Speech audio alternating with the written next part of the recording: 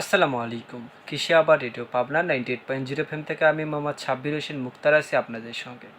বাংলাদেশ আবহাওয়া অধিদপ্তর হতে প্রাপ্ত 2রা জুন 2024 তারিখের পাবনা জেলার আবহাওয়ার পূর্বাভাসটি এখন আপনারা শুনতে চলেছেন।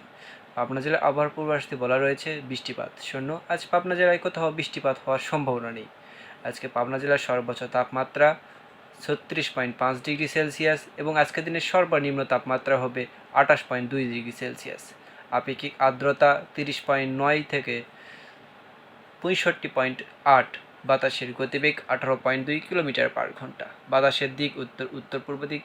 মেঘের পরিমাণ পরিষ্কার। সুপ্রিয় শ্রোতা মণ্ডলী, এতক্ষণ আপনারা শুনলেন পাবনা জেলার আবহাওয়ার পূর্বাভাস। এবার চলুন শুনে আসি কৃষি বিষয়।